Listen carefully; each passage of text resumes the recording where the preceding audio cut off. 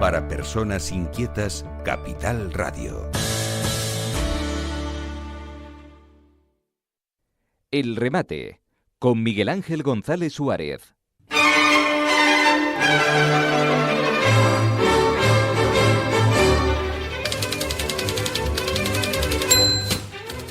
Bueno, cambiamos ahora de registro, a ver si somos capaces de cambiar.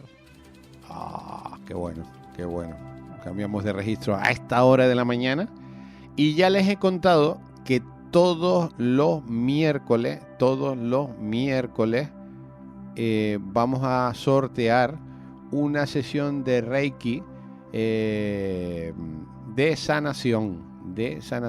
Todos los miércoles simplemente tienen que poner la palabra mágica Figueroa, mandarnos un mensaje a nuestro WhatsApp, mandarnos un mensajito con la palabra mágica Figueroa y tienen una sesión, vamos a hacer un sorteo, una sesión de Reiki curativo, y para eso tenemos a José Figueroa, facilitador de crecimiento personal y especialista en medicina holística y tradiciones ancestrales. Bueno, toda la semana una sesión. Cuéntanos, ¿en qué consiste la sesión?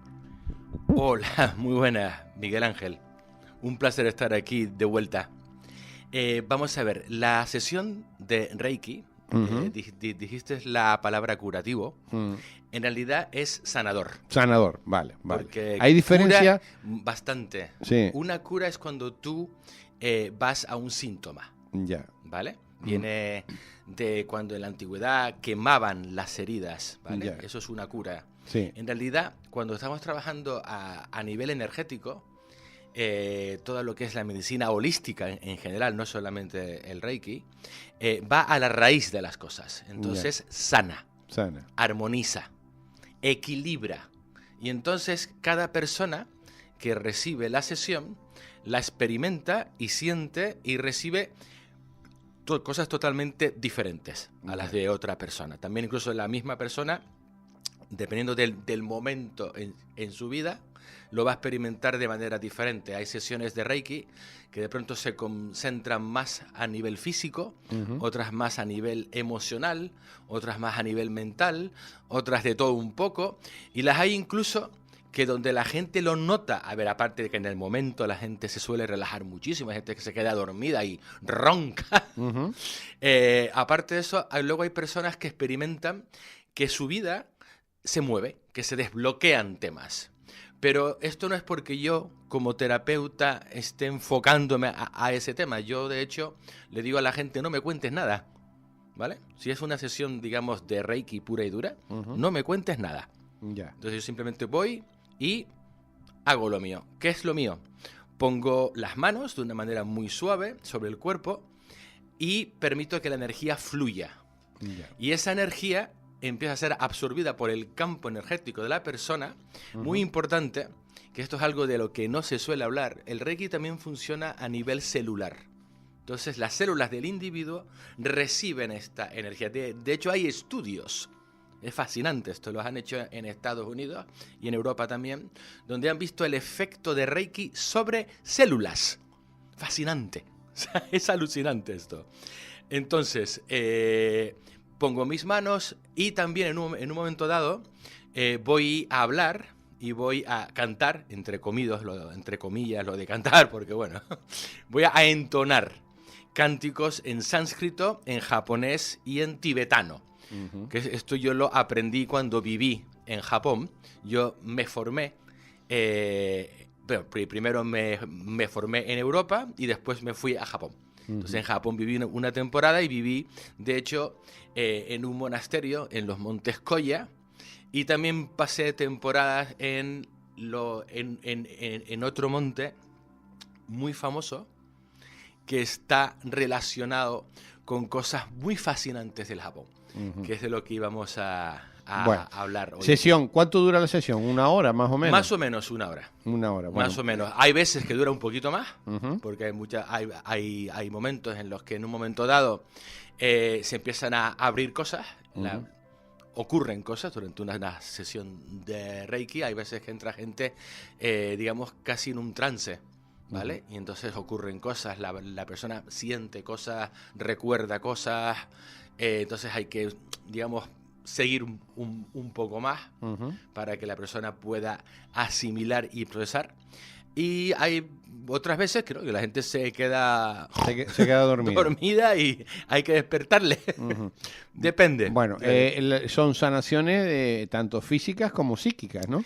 Digamos, el Reiki funciona a nivel físico, mental y emocional. Yeah. Y también desbloquea aspectos en la vida que sí deben ser desbloqueados. Entonces, en realidad, yo nunca sé sobre qué va a trabajar el Reiki. Pero la persona que viene te cuenta, mira, yo quiero sobre esto. No. Conmigo, no. Si la gente viene a, por ejemplo, a ver... Pero si le duele, yo qué sé, me duele la rodilla. Sí, está bien que me lo diga. Está bien que me lo diga y yo puedo trabajar sobre esto. Lo que pasa es que una cosa muy importante, y es que las rodillas de las personas, las rodillas, las lumbares, la cefalea, lo que sea, ¿vale? Eso es un síntoma. Esto viene de alguna parte. Yeah. Hay un trauma, hay un estado mental y emocional repetitivo o subyacente, ¿vale? Y entonces el Reiki, aparte de que va a trabajar... disculpa. Jesús. María y José. Aparte, y el burrito, como dicen en Escocia, de wee donkey. Y entonces, aparte de que se va... yo voy, obviamente, a trabajar sobre esa rodilla o sobre lo que sea. Lo que es muy importante es que la gente entienda que en realidad donde lo que estamos trabajando a través de esa rodilla y de su campo energético, vamos a estar trabajando sobre la raíz de las cosas. Yeah. Aunque ellos no sepan la raíz ni yo la sepa, vamos a estar trabajando con eso. Porque el Reiki va a ir en la dirección correcta. Por eso que muchas veces... uno va a trabajarse una rodilla y acaban saliendo otras cosas. Bueno, 627 es el WhatsApp que hay que poner Figueroa. 627 60 21 84. 627 60 21 84. Todos los martes vamos a sortear una sesión con el maestro José Figueroa de Reiki Sanador. Que se va a hacer en su consulta en Santa Cruz de Tenerife. Ya lo digo porque su consulta está en Santa Cruz de Tenerife. Correcto. Va a ser en su consulta de 1 hora. Sí. Para sanar. Y estamos hablando físico, psíquico y emocional. Sí, aparte viene muy bien como tratamiento contra el estrés. Contra el estrés también, ¿no? Sí, se nota un montón. Bueno. Sobre todo gente que tiene problemas para dormir, que mucho nerviosismo, este tipo de cosas. Viene, vamos. Bueno, pues ya saben, estamos haciendo un regalazo simplemente porque ustedes nos pongan Figueroa. Bueno, ¿de qué vamos a hablar hoy? Vamos a hablar de tradiciones ancestrales, de historia muy poco conocida del Japón, que además está relacionada con esta cosa tan interesante que es el Reiki y que, digamos, no... es algo que, digamos, sea muy vox populi en Occidente o nada, en absoluto. Incluso gente que trabaja con Reiki no es consciente de dónde vienen las cosas, porque es una historia fascinante, muy oculta, y que no ha salido mucho de Japón. Incluso cuando te metes en internet encuentras cosas, pero hay muchas cosas que directamente no están.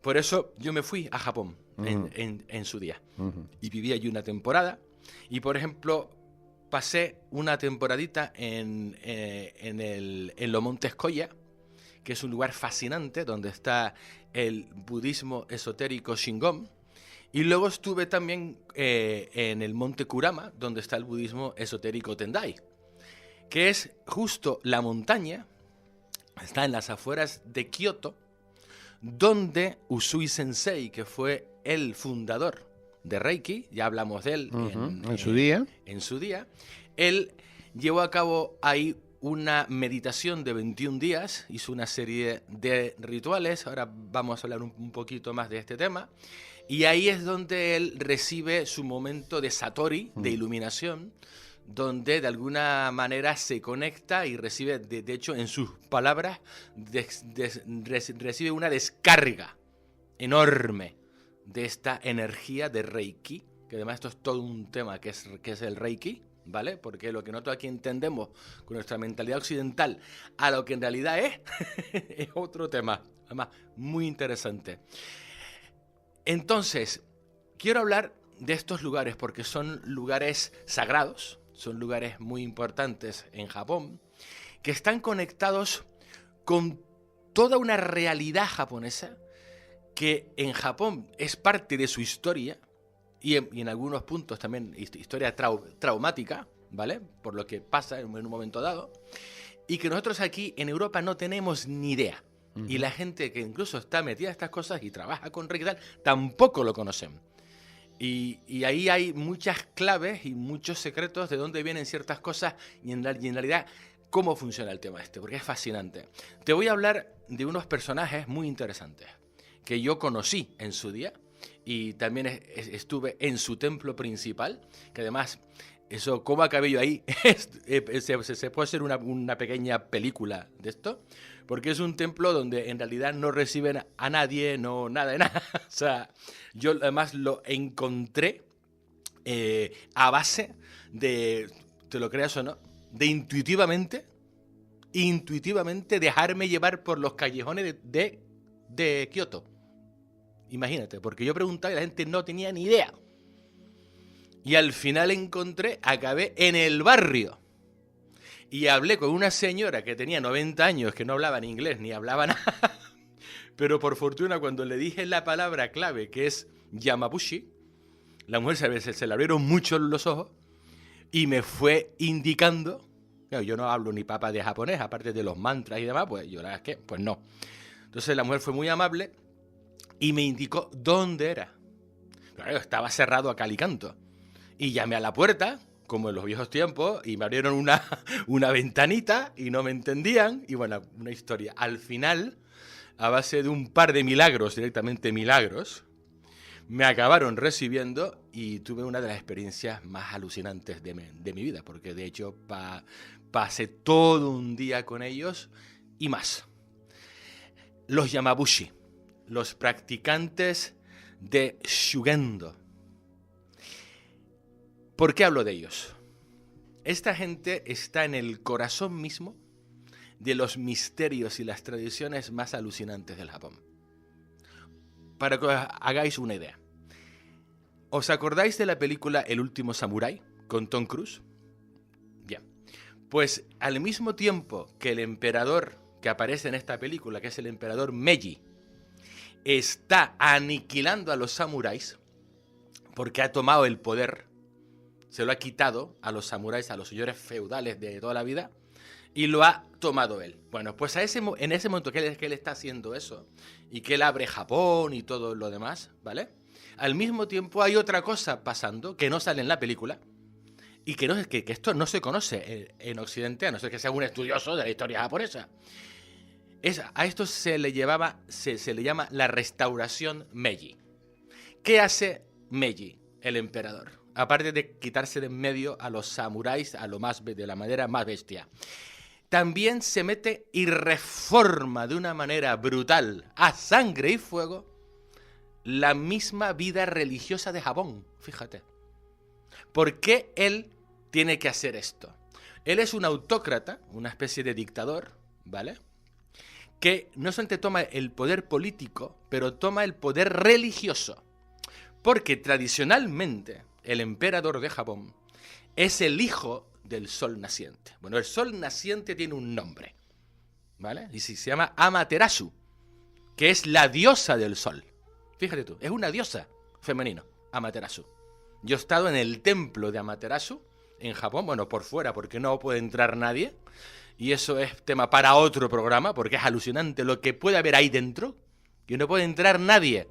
Solamente puede entrar el gran sacerdote de Amaterasu, nadie más. Y el emperador de Japón. Nadie más puede entrar a ese templo antiquísimo. Y lo que hay ahí dentro puede cambiar la historia de la humanidad. Ya te lo digo, ¿eh? Es brutal lo que hay ahí. Japón tiene unos secretos y unas cosas que la gente ni se imagina. Un día vamos a hablar de esto y hasta vamos a hablar de por qué los americanos tiraron las dos bombas atómicas y por qué en Hiroshima y Nagasaki y no en Tokio o en cualquier otra parte. Porque aquí hay historia oculta que la gente no tiene ni idea y que a mí me contaron los sacerdotes sintoístas. Es fascinante esto. Bien, este señor, en el momento en el que sube al poder, durante siglos y siglos y siglos y siglos, Japón ha sido una mezcla sincrética de diferentes religiones, donde se da un tema que no se da en ningún otro país del mundo. Y es que en Japón tienen una religión original, que es el shintoísmo, que traducido a bote pronto significa el camino de los espíritus. Y es que en Japón no hay un dios. En Japón hay 80 millones de dioses. Casi tanto como japoneses, ¿vale? Son kamis, espíritus. Y son desde los espíritus de la naturaleza, espíritus de un lago, espíritus de un árbol, espíritus de una montaña, por ejemplo, el monte Fuji en Japón, Fujiyama. En realidad ellos lo ven no como una montaña, ellos lo ven como un ser viviente, que es una montaña al que además, obviamente como ser viviente, igual que ellos, tiene un espíritu, tiene un alma, pero claro, es millones de años ese alma. Para ellos es un ser de un gran poder, al que hay que mantener contento. Pues, y por eso tienen un templo en el Monte Fuji, donde hay una familia que durante miles de años son los sacerdotes que han mantenido contento, feliz y tranquilo al Monte Fuji. Pero no haciendo sacrificios ni nada, no. De otra manera, mucho más sofisticada. Porque los japoneses son los grandes conocedores de cómo funciona la relación entre el espíritu y la materia. Bien, igual que tienen 80 millones de dioses desde una montaña enorme a un arbolito en un bosque que ellos saben que es el espíritu que protege ese bosque, y también tienen los espíritus familiares que también son kamis, ¿vale? Todos tenemos en nuestra familia espíritus familiares que nos ayudan, que nos protegen, que nos apoyan, ¿vale? Hacemos una pausa porque tenemos una llamada. Adelante. A ver, y le damos prioridad a nuestro oyente. Sí, buenos días. Obviamente. Buenos días. Una pregunta especial, no, pero una No le escuchamos bien. A ver, si está en un sitio de mala cobertura. A ver si se coloca. Espera. A ver si se coloca en un sitio que tenga mejor cobertura. Es importante cuando nos llamen por favor, por un móvil, estar en un sitio que haya buena cobertura. ¿Y ahora? Ahora sí, adelante, señora. Ahora. Perdón. Una puede ser. Nada, no le escuchamos. Hay que volver a intentar. Es que no está.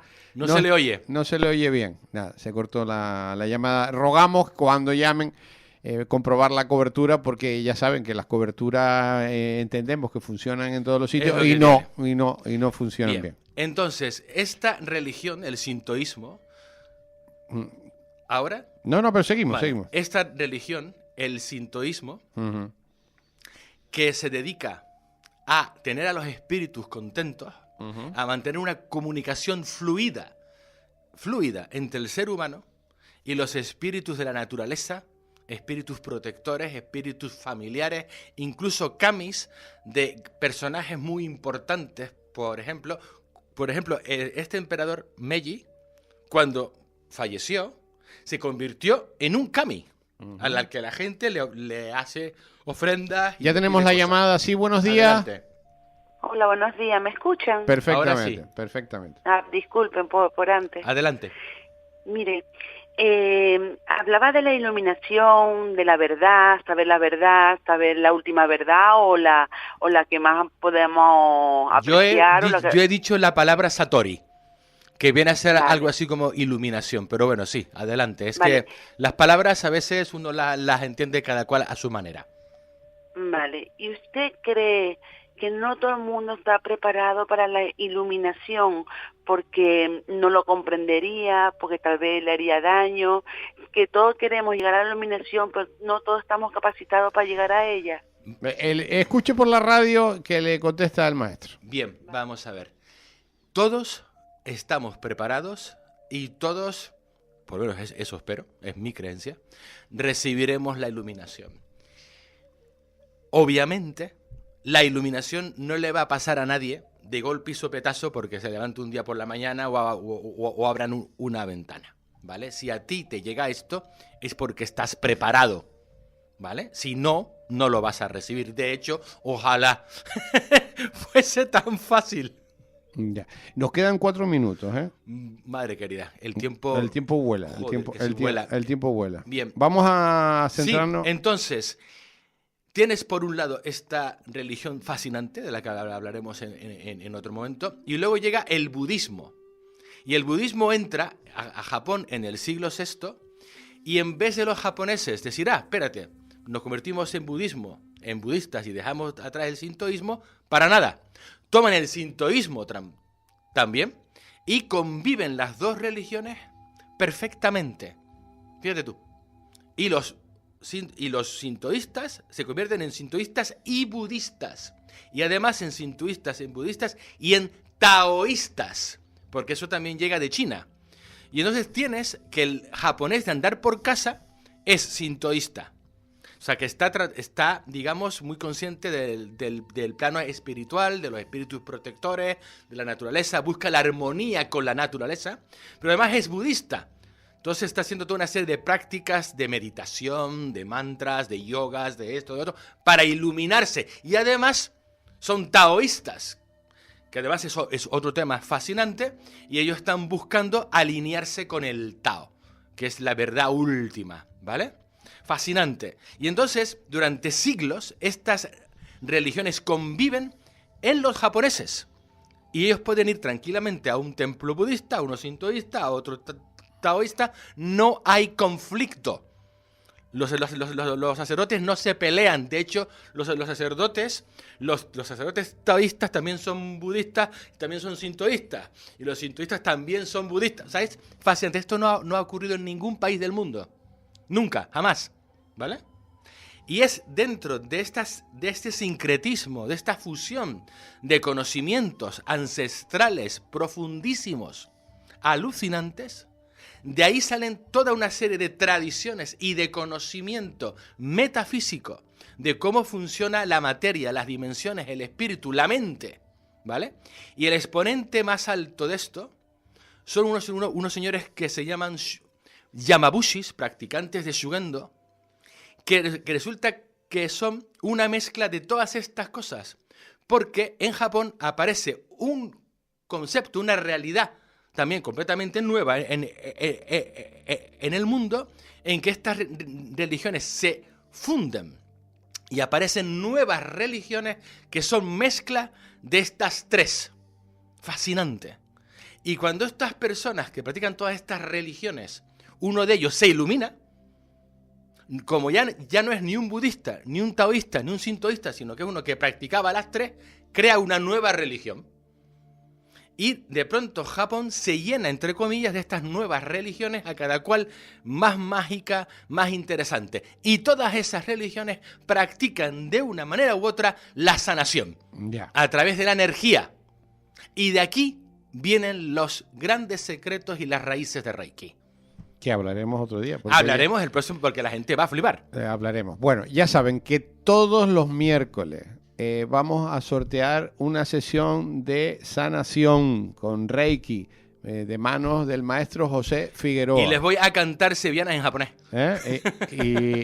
O sea, que solamente tienen que mandarnos un mensaje que ponga Figueroa, y haremos un sorteo de una sesión de 1 hora de sanación, que es una sanación física, psíquica, emocional, o sea... De todo. Depende de lo que la gente necesite. Y este miércoles 12 de septiembre... El próximo miércoles 12 de septiembre, a las 6 de la tarde voy a estar en la Academia Atlantaria de Santa Cruz de Tenerife, dando una charla acerca de todo esto.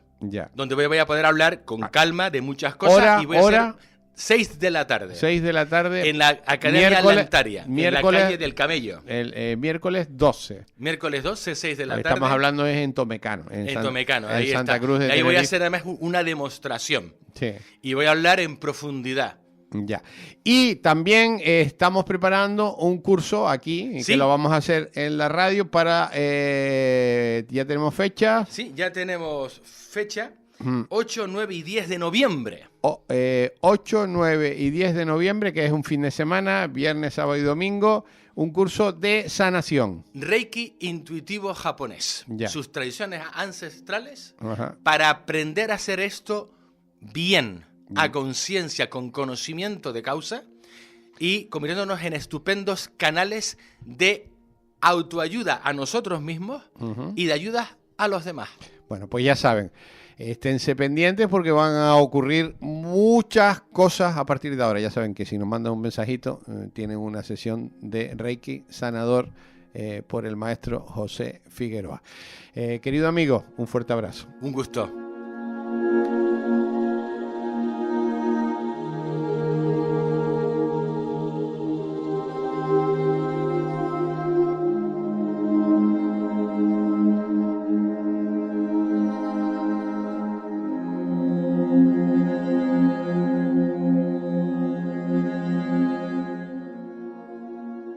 El remate, con Miguel Ángel González Suárez.